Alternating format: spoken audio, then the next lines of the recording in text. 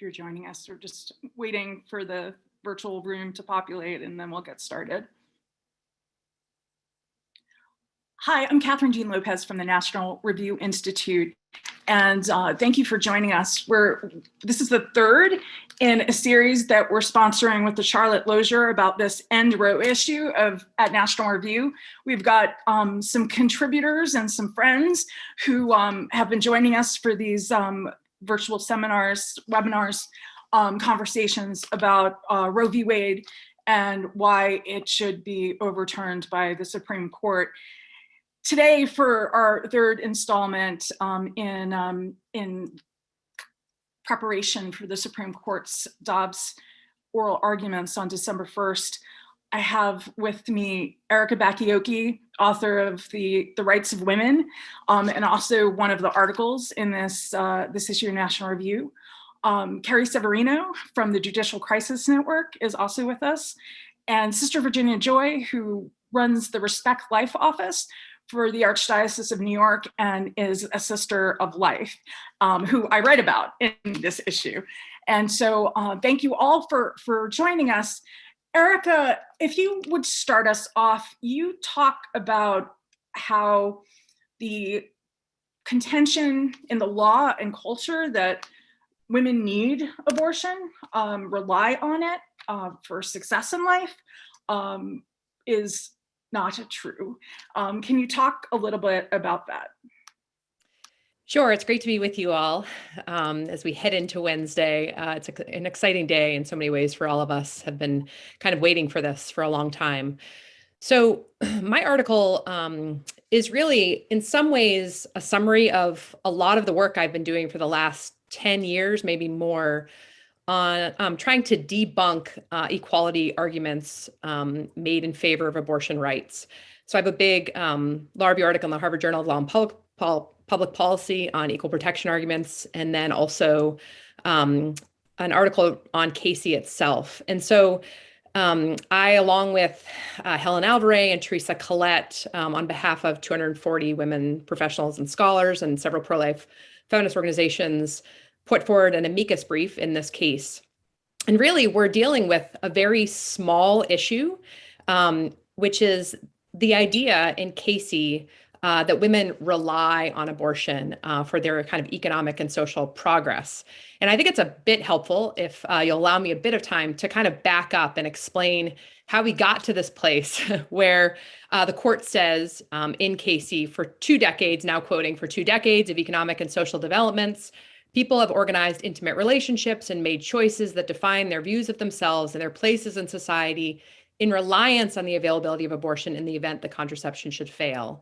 The ability of women to participate equally in the economic and social life of the nation has been facilitated by their ability to control their reproductive lives.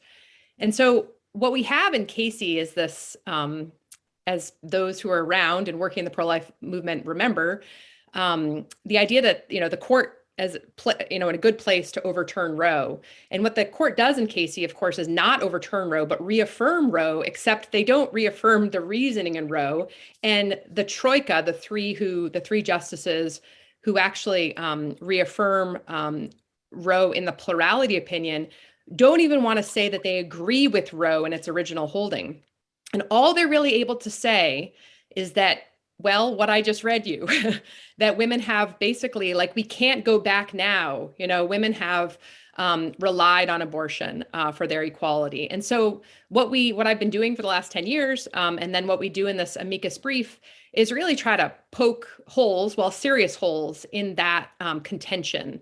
And we do that in a number of ways in our brief. And what I do in my big law review article, and I do in this shorter article in National Review, is kind of pull apart the argument and show that there's really 2 things happening there.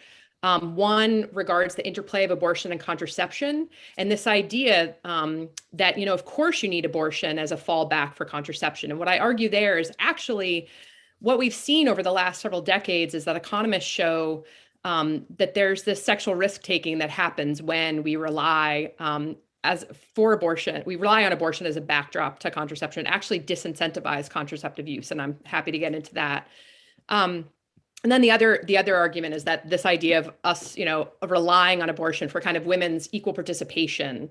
And I think that that's just flawed in so many ways. It's kind of a nefarious argument in some sense, that it sounds sort of like, the Southern slave owners saying they like rely on the backs of, the slaves in order for Southern economic progress, which is basically what was happening then. And so to think that we rely on like killing our unborn children for women's economic progress is just a bad kind of parallel, obviously. But then there's also, there's all sorts of evidence that we give in our brief about how, there's anti-discrimination law, and so many different laws predate Roe and really enabled women to push forward in terms of educational and other types of economic progress. And that what's happened, and this will be the last thing I'll say since I've gone on for a long time here, is that though there's really no evidence that women themselves have relied on abortion, in the sense that, women have, as abortion rates have declined in the last couple of decades, women have still pushed forward in terms of all sorts of incredible kind of achievements. But there is a way in which our society, our public institutions, and our employers can kind of lean on that rhetoric that abortion is kind of there for women's equality, and then not put forward real accommodations for women who are raising children and pregnant women. And so what you see is that, there's very little discrimination against women anymore, but there is certainly discrimination against pregnant women and against mothers. And the accommodations that you see in other countries where there's much less kind of a radical position on abortion are not available in our country, because we haven't taken the serious work that pregnant women are doing, and that caregiving families are doing seriously, because we have abortion as a backdrop. So that's kind of the argument in full. Thank you so much, Erica. I just want to say, I don't know if I said in the beginning, this series is co-sponsored by the National Review Institute and the Charlotte Lozier Institute. And the Charlotte Lozier Institute has a number of their fellows as writers in the End Roe issue of National Review. So I just want to thank them and give them a shout out, because they do important work. Carrie, what Erica just said about slavery, I think is one of the arguments that may have some of the justices thinking, particularly maybe the Chief Justice, that this is way too hot an issue to make a dramatic change over. Why is that wrong thinking? Yeah, so I mean, I think fundamentally the question that justices need to be looking at here, and this is a challenge, because it's a challenge for any human being in that kind of a position with so much pressure on them, is this going to be something that's going to make waves? Is this going to be a big thing? But what is the correct legal question? And I think in this case, ironically, or luckily maybe, the correct legal answer also is probably the best one from that, oh my gosh, this is a hot button issue, we don't want to touch it perspective as well. The fact of the matter is, abortion is a third rail issue. This case is going to make waves, whatever the justices do. So to a certain extent, all of that is baked into the cake. It's gonna cause a big media splash. It already has. That's just going to continue. And we have seen how the court is under more pressure than I have ever seen them before from the outside, particularly because they perceive people like the Chief Justice, maybe Justice Kavanaugh, maybe even Justice Barrett, as people that maybe they can put pressure on. And we've seen them everything from threatening to pack the court to, casting aspersions at the idea that justices would grant emergency orders, which in reality is the way they've been functioning for, as long as I'm familiar with. So there's going to be a lot of pressure. But the correct legal answer to this, which is to say, the Constitution doesn't say anything about abortion. It therefore very clearly leaves that issue to the states. The Constitution does clearly say that things that aren't entrusted to the federal government and aren't prohibited by the other amendments, like the Bill of Rights, are entrusted to the states and the people to legislate on. So contrary to what many people assume, ending Roe and Casey and that regime wouldn't outlaw abortion nationwide.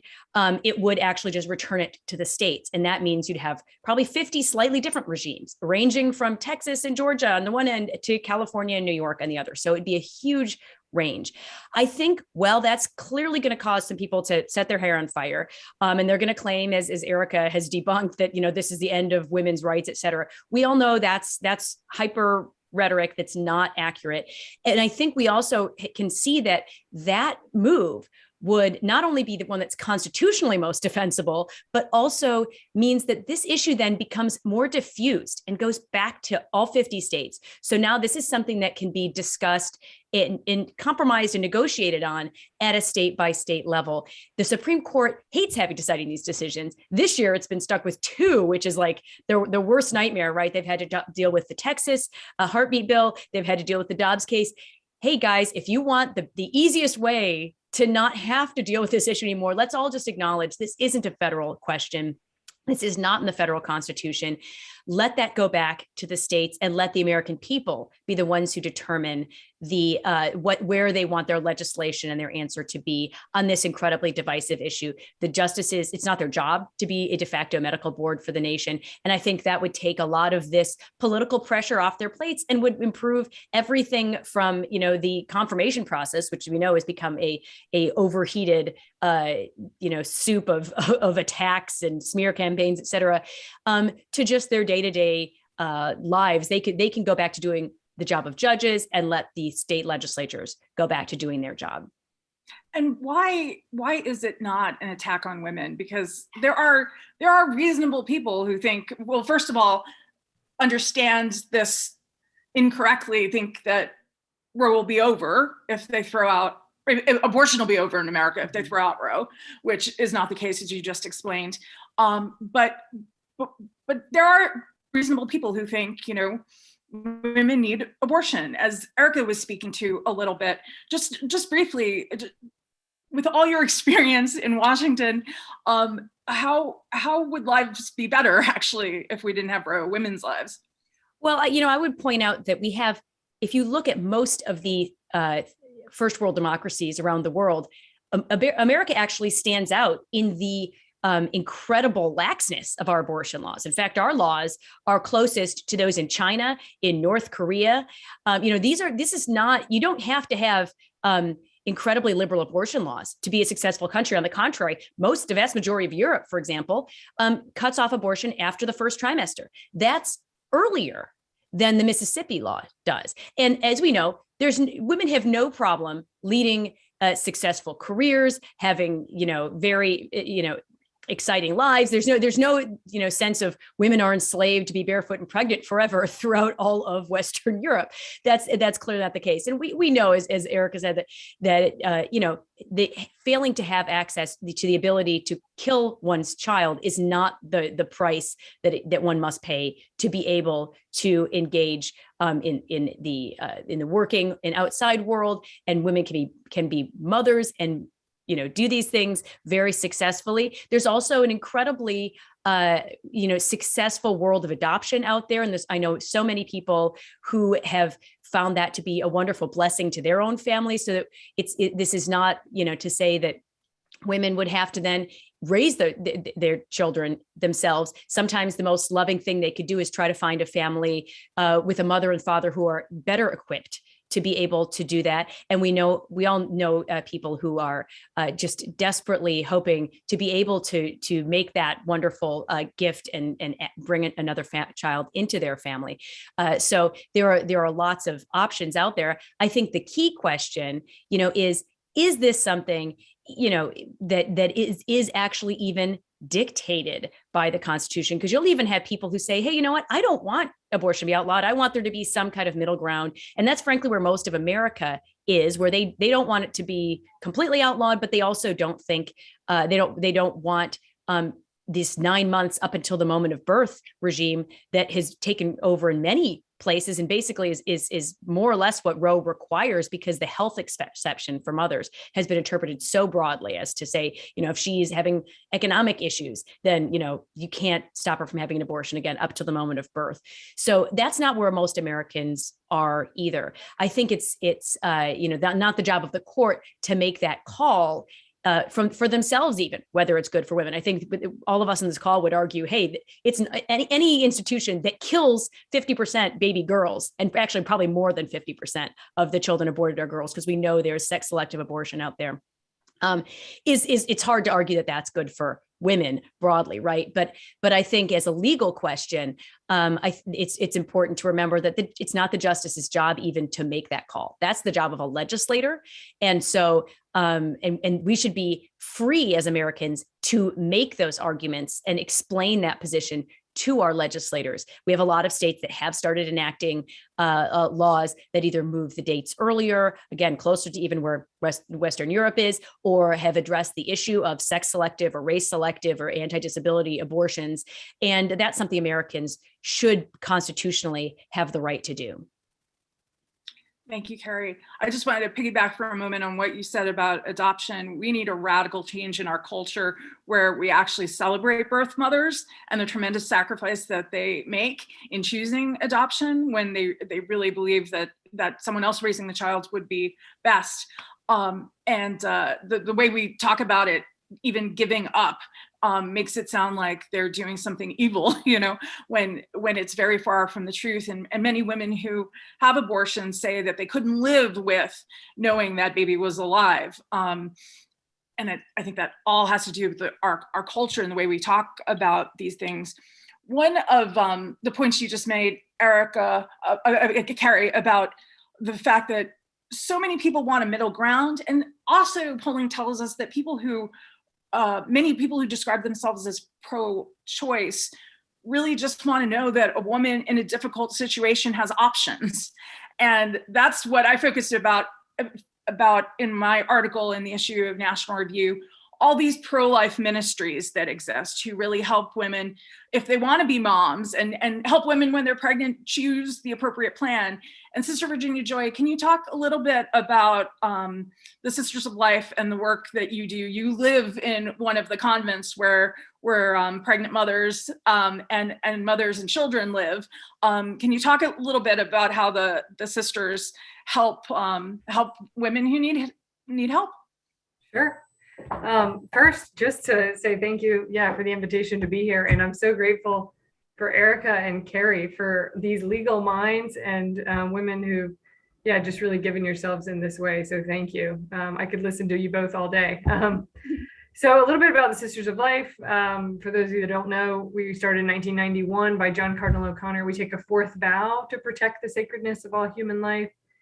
And as Catherine Jean mentioned, so our ministries or our charism, every charism is given really for two reasons. It's a gift given to upbuild the church, and secondly, to meet a particular need of our time. And so really a lack of reverence for the sacredness of human life is what our founder recognized through prayer, through the Holy Spirit, what was happening, that life itself is under attack.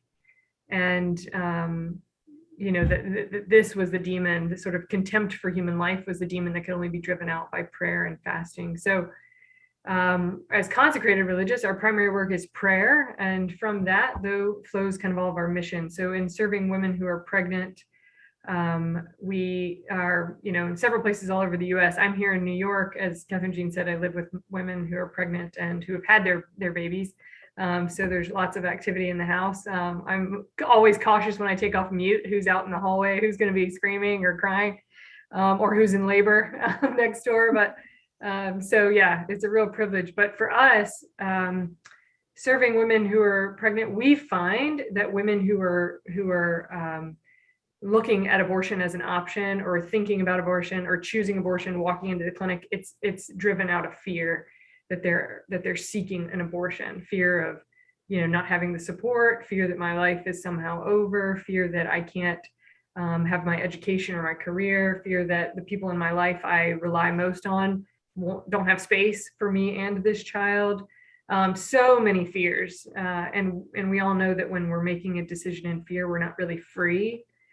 And so our role is to really to remove those fears. If housing wasn't an issue, if education, or if we met with your family, or whatever it might be, if the financial support was there, if the emotional support was there, if it's a high risk situation, if we connected you with a doctor who was high risk, what would you most desire to choose? And we find, this is the most natural bond in creation, the bond between mother and child, that women, when given the freedom, long to give life to their children.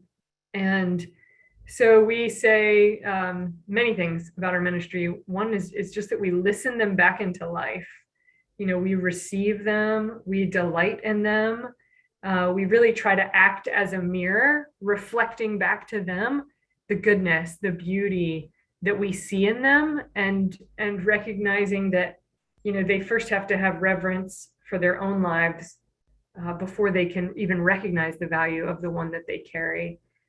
So really, it's even here where we live with moms, people say, oh, you get to hold babies all day, and we say, well, no, really, our role is to mother the mothers so that they can really mother their children. And so obviously I could go on and on about our ministries, but if there's anything in particular, Catherine Jean, you're thinking or you want me to share about?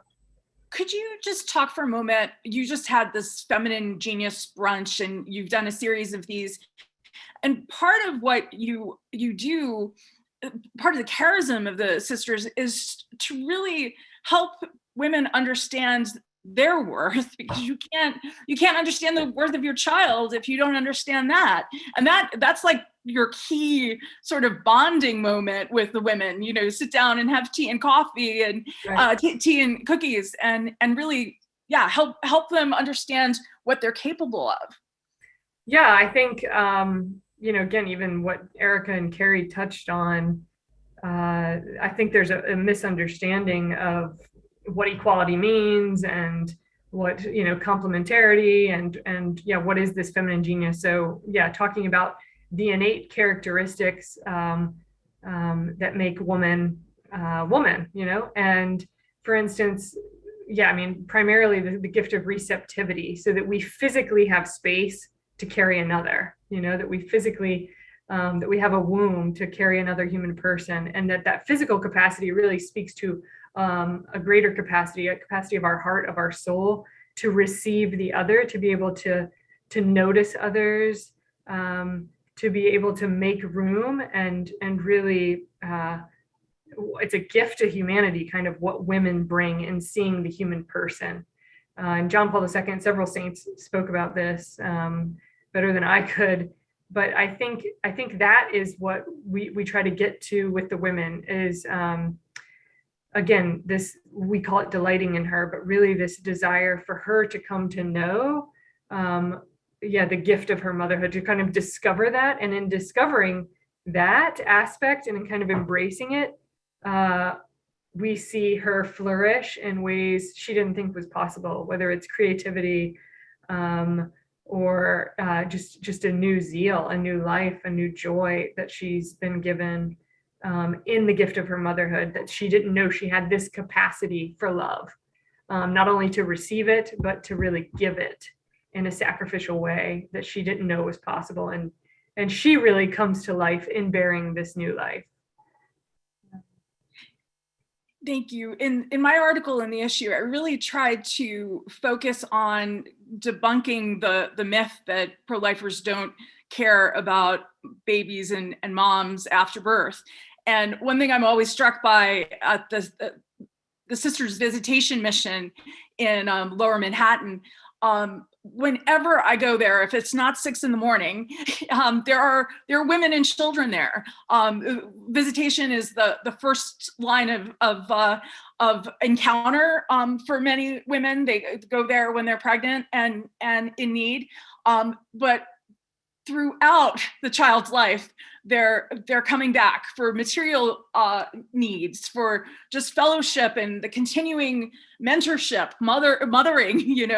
I see toddlers, I see teens. I think I tell the story about Sister Magdalene, who runs the visitation mission. One day was going to show motorcycles to a teenager who was having some trouble because there's a group called Bikers for Life who are friends of the Sisters of Life, and the boy really enjoyed that. And there are other college visits or other examples of stories I've encountered over the years. So the Sisters of Life are all in, like many ministries, pro-life ministries, who don't cut women off after they've given birth.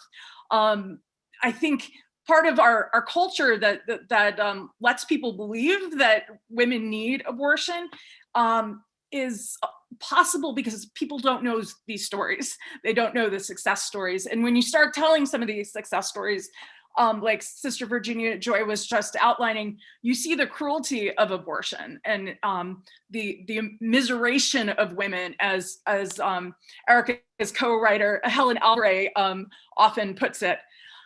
Erica, you mentioned and you said we could follow up, and so I'm going to follow up because it's the most most frequent email I receive is, if you're so against abortion, why don't you support birth control? Why don't you encourage everyone to take birth control? Erica, can you talk a bit about how it's not as simple as people think it is, the correlation there? Yeah, sure. I'd love to. One note I want to make, I mean, Sister Virginia Joy, you said you could, listen to us and I could listen to you.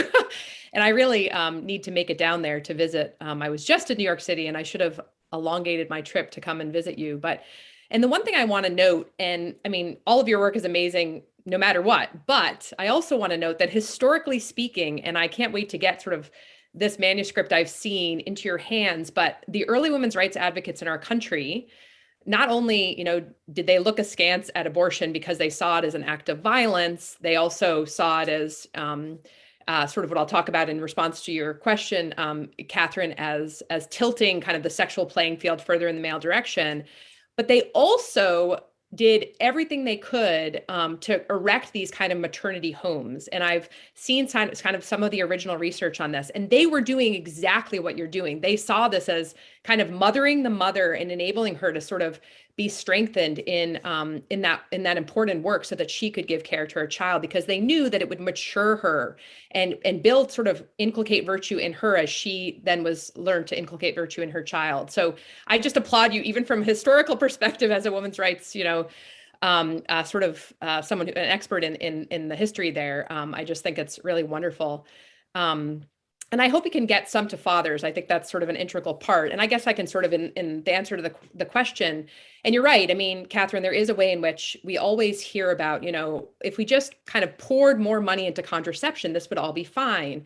And the quick answer I give is really that, if you want people to use contraception, better, more, effectively, then you really need to restrict abortion.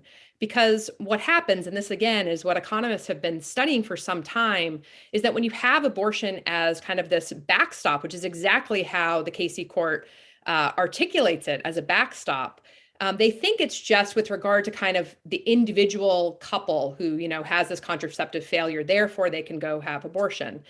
But what economists talk about is this kind of externality that happens where it affects far more than that individual couple, and it affects kind of all of the relationships with regard to sort of, sexual relationships.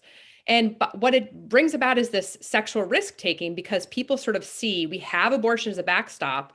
So if contraception fails, we'll be all set. We have abortion. And so then they don't use their contraceptive effectively. They use contraception outside of marriage. They use, there's all sorts of places in which they're taking risks, which then basically, turns into more unwanted pregnancies, and then more, either unwanted births, non-marital births, and then abortion. And so you see this spike right after Roe, when the abortion laws are kind of all, torn down. You see this spike not only in abortion, and not only because it, was more readily available, but because of the sexual risk taking that happens, but also in non-marital births. I mean, if you go and look at the chart on this, 5% of women were having non-marital births in 1960, and there's just this incredible, increase up to 40% by like 1980, and it's all due to the kind of intermingling of abortion and contraception.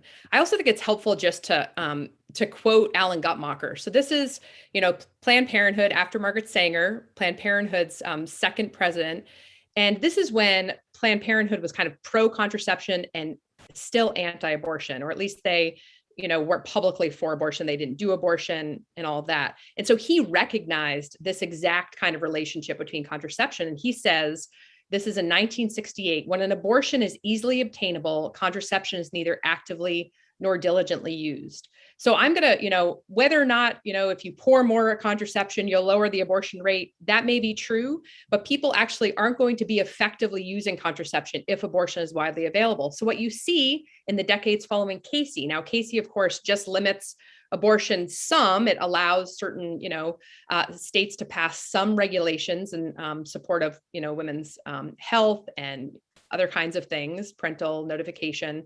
And those seem to, bring the abortion rate down. And we don't really know why, but it could be these two things acting together, that people start to take sex more seriously because, it's more costly, as the economists call it, to get an abortion. And so then their sex risk taking comes down. And that's what we've heard, is that people are maybe, on the pro-choice side, they'll say they're using contraception more. On the pro-life side, they'll say, well, they're actually abstaining more from this kind of sex outside of a situation where they could welcome a child or would be readily welcome a child. So I think that we have to kind of complicate that and see that there's all sorts of economic literature that shows that sexual activity is actually people, even, young men who maybe you would think wouldn't be so hesitant to, go and pursue sexual activity. They are even, motivated in some sense by these kinds of laws that make people take sex more seriously. Why? Well, because there's a child that could come about when, because that's where sex can naturally end. And Erica, we had a program in New York last week, and one of the things we talked about is on the male end as well, right? So what you see so many times, and Sister can probably speak to this more, you see young men at abortion clinics when you're sidewalk counseling, who this is what they think men are supposed to do. Obviously they want to have sex, and but nobody is telling these young people that there's an option, like you can actually wait and you're worth waiting for. So we've got this culture, and it does come from a contraceptive mindset too, that takes, the seriousness of sex away, where these young people just sort of don't have a shot in not having sex and getting pregnant, because they're not being told anything else. That's not what Planned Parenthood is telling them in the schools and whatnot. Sister, do you just want to speak to that for a moment? Yeah, I think we're always saying, especially to the young men who think, the best kind of support they can offer is to say, I support you, whatever you choose. And we say that is the worst thing you can say, because that just makes her feel more isolated, more alone. And really what she longs to hear, what she wants to hear is that, that she's loved by you, that this is your child, and that you desire to have this baby with her, to get through whatever the crisis might be. And we've even had men call us before their girlfriend or their wife had the abortion. She was scheduled for the abortion. The men are actually already calling us for post-abortion help. And we find this out and are kind of connecting the dots, and are then able to say, well, like, you have the opportunity to act now. And again, this all this sort of false rhetoric around equality, because then again, the woman is feeling that the decision rests solely on her. And again, not only pitting her against the baby, but pitting her against the father. So that says a little bit. One thing I just wanted to add, Catherine Jean, I was thinking of from a minute ago, was what sort of, I have found this one young teenager sort of captured so much of what we're talking about. When she went into Planned Parenthood, she was a teenager, ready to have an abortion, was sort of separated from her friends in the final waiting room, and happened to find one of our brochures inside Planned Parenthood. Again, we don't have a working relationship with Planned Parenthood, but thanks be to God, this brochure was in there, and she began reading it. And her heart was like, she articulated this, filled with hope for the first time. And I'll never forget what she said, because I thought it was so telling, and kind of in light of our conversation. She said, since I've been pregnant, and she said it to herself and eventually told us, she says, since I've been pregnant, everyone has believed in abortion. No one has believed in me. Mm. And I just love that she was able to kind of filter that out, articulate that for herself. She took our brochure, left the clinic, got her friends, found our address on the back, and came to our door.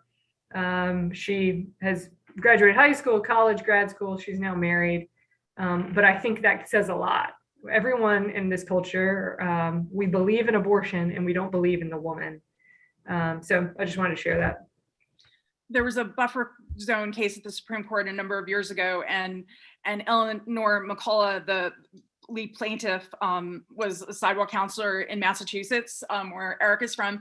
And she would stand outside, she still does, with a sign that says hope, and she says good morning. And sometimes that's all a woman needs. She's looking for a sign, and it's as simple as that.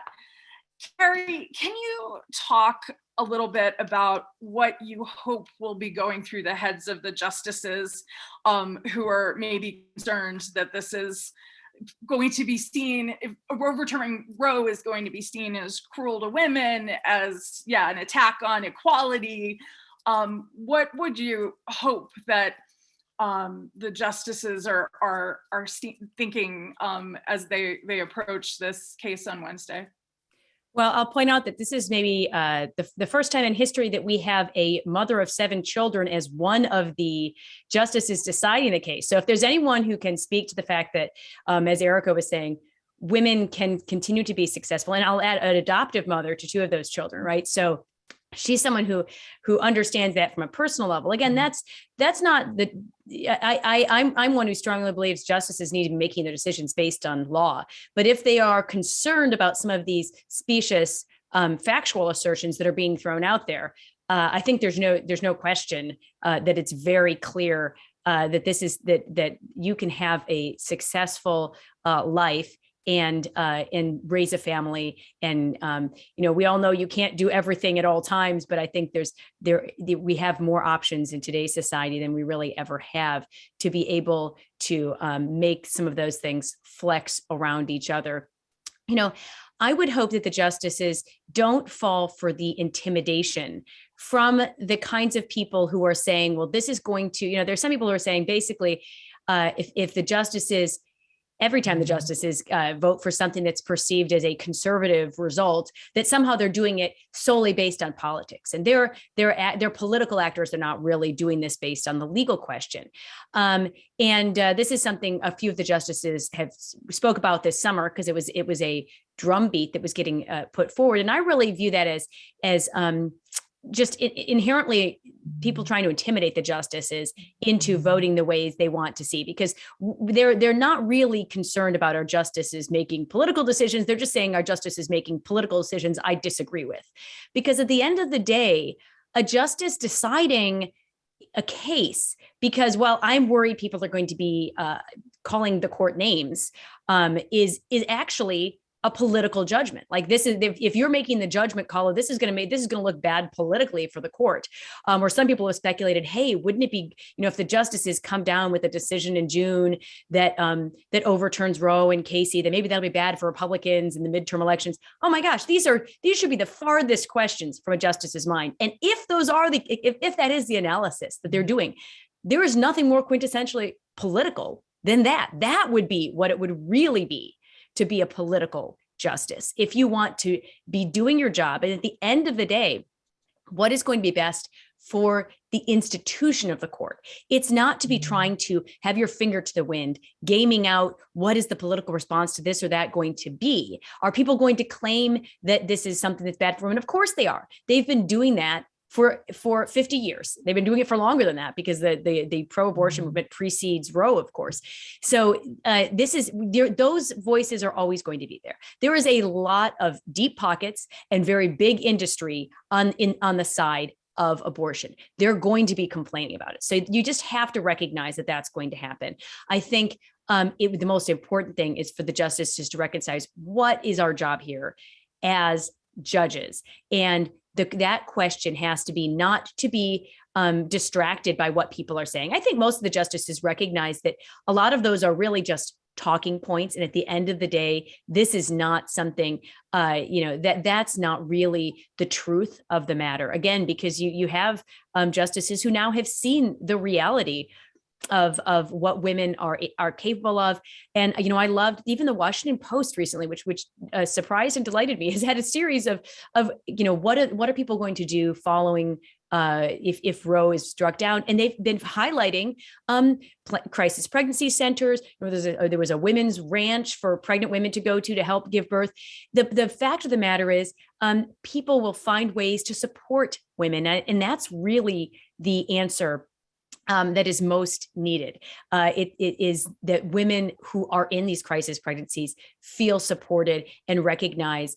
You would hope that they would be supported by the father of their children. That would, of course, be the ideal. But when unfortunately that breaks down, then at least there are other people who are willing to step in and walk beside them, like the Sisters of Life obviously do so well. So I think we all can see that the rhetoric is nothing more than that. That at the end of the day, this is the real question is going to have to be, are the justices ready and willing to step up and make the correct legal decision, and be willing to bear the brunt of some loud complaints from the left and from the dark money left, from groups like Planned Parenthood, who have a lot of money to throw at politicians and to yell at them. But you know what? That's something, I think, let that wave wash over you and keep on moving. And at the end of the day, that will be the best thing for the court's integrity. And it will be the best thing for the court being able to withstand these attacks in the future. Because if it's clear that the court is just going to go on and do its job, regardless of the slings and arrows that are sent at them, that actually at the end of the day disincentivizes people, continuing to attack them. It's kind of like if you have a toddler and you respond immediately to their tantrum and give them whatever they're asking for, more candy, more TV shows, whatever, you're just going to get more of it. So this is really a political tantrum that's going on. I hope the court, like a good parent, is recognizing that's not really what we're addressing here. What we're addressing is a legal question. Let's answer that correctly, and it's going to all work out. And I think that tantrum will pass. Yeah, we can't understate, of course. People are camping outside Justice Kavanaugh's house and things. We should pray for these justices' wisdom and safety. I keep saying that if people spent half as much time praying about this case as they do predicting what will happen, I think there's an untapped into power there. And Erica, well, I want to step back for a second and say thank you for making the point about Amy Barrett being such a successful mother and professional. Really, her life, combats the idea that you need abortion to succeed, right?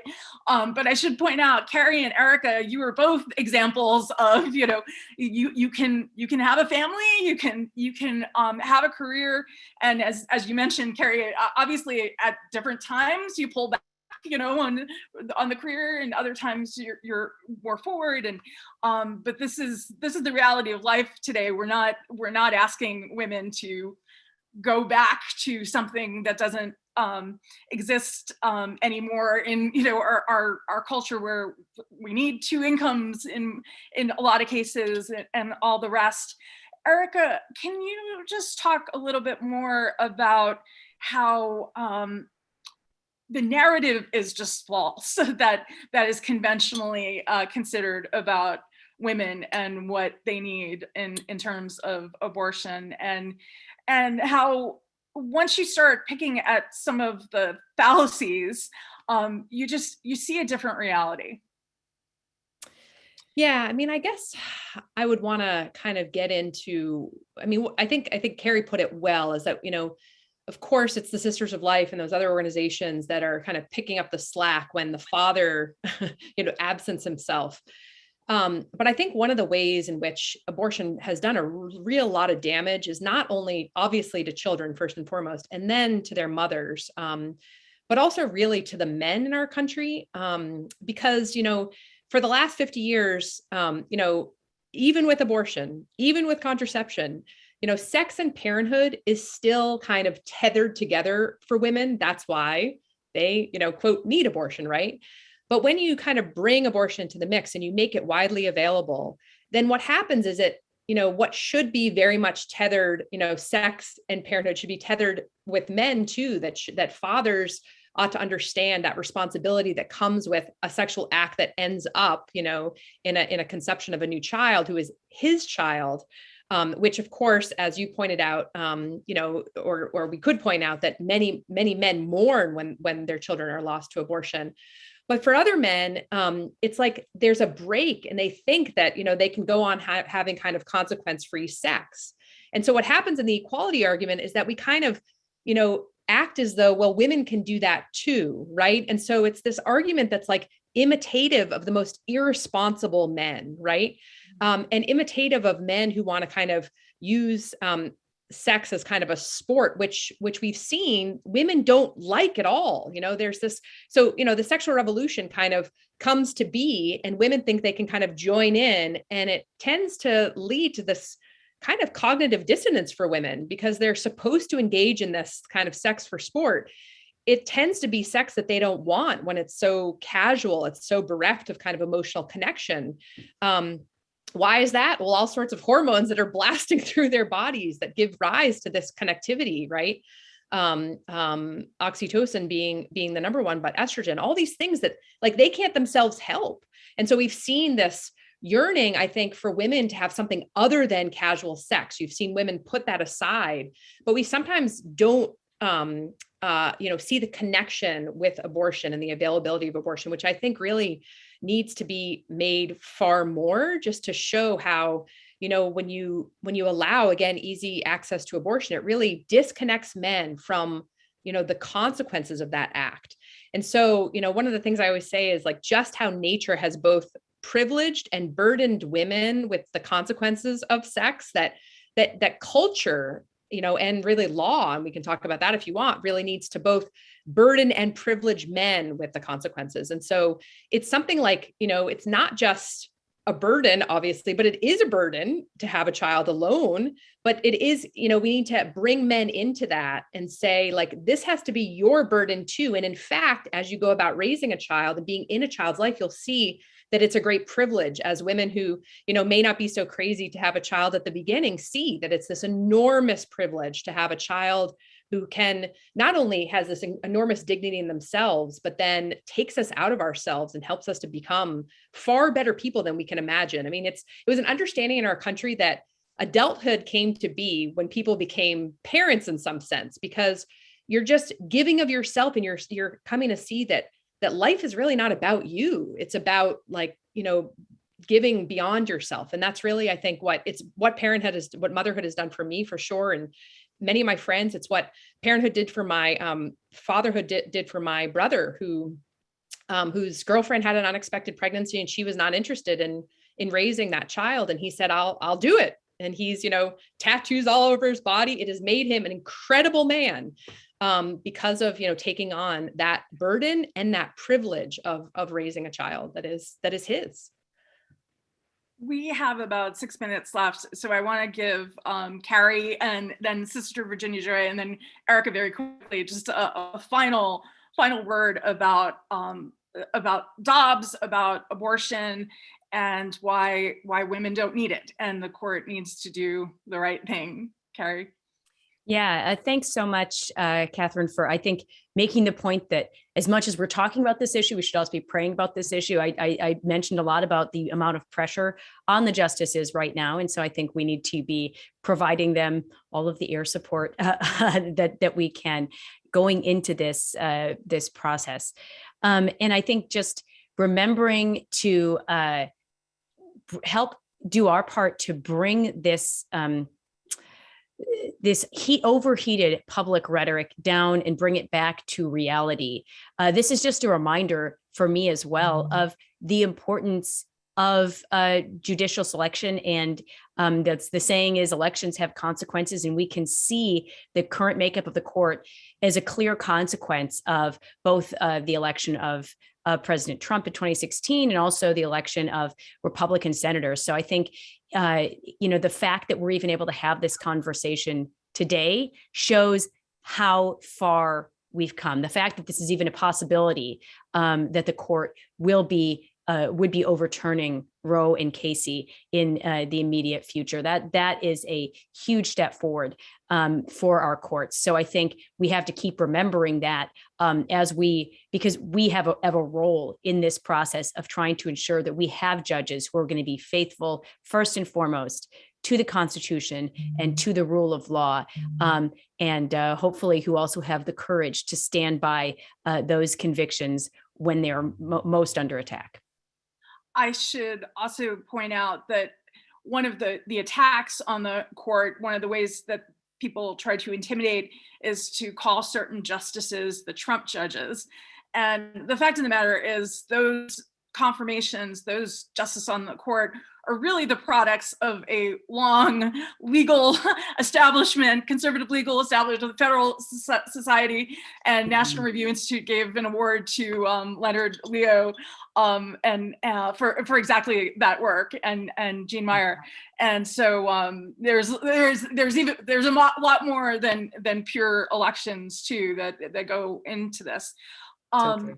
Sister Virginia Joy, can you just give your thoughts? I know the sisters are having a lot of prayer and a lot of fasting. I keep telling people the story of Sister Mary, who celebrated her 70th birthday, and it was a Friday, and Friday is intense fast and prayer for Dobbs, and so she did not celebrate until Sunday. You are serious about this. What is your mindset as the Supreme Court hears this case? Sister Mary and I share a birthday, so I too had the tofu soup for dinner. But I would say, yeah, I mean, I guess I think of St. John Paul II in the Gospel of Life, that life is always at the center of the struggle between good and evil, between light and darkness. And that there is a spiritual reality to all of this. So yeah, I really encourage everyone to pray and to entrust our nation and the Supreme Court justices to our Lord's justice, to God's justice. And I guess to say too that, just how much in serving women who are pregnant and men or the fathers, like, I guess I just want to reiterate that they deserve to be loved and accompanied in this particular way. And we know here in New York, as Carrie said earlier, that, in New York, for instance, this decision really is not going to affect New York state law. But, just the need that we all have to reverence first our own lives, the gift of our own lives, and to begin, to ask for the grace to recognize it in others. Again, there's so much work we can do kind of in a cultural way. And I know my part, again, is to reverence the gift of my own life and to be able to see the wonder of God in others, because ultimately it's the image of God in each of us that's under attack. So one of the most startling things I've learned from the Sisters of Life is that when you celebrate the birthday of the moms, frequently that's the first time they've had a birthday party, especially in their adult lives, but maybe at all. And I mean, that speaks to a sick culture, and I think we underestimate how many things abortion touches and really ruins. Erica, can you close us with the last word? Yeah, no, I would just ask those of you who are watching this live or watching it in the next day to come and join those of us who will be down at the Supreme Court for the Empower Women, Promote Life rally, starting, I think, at 8 or 9 in the morning. And you have to get there early, I'm sure.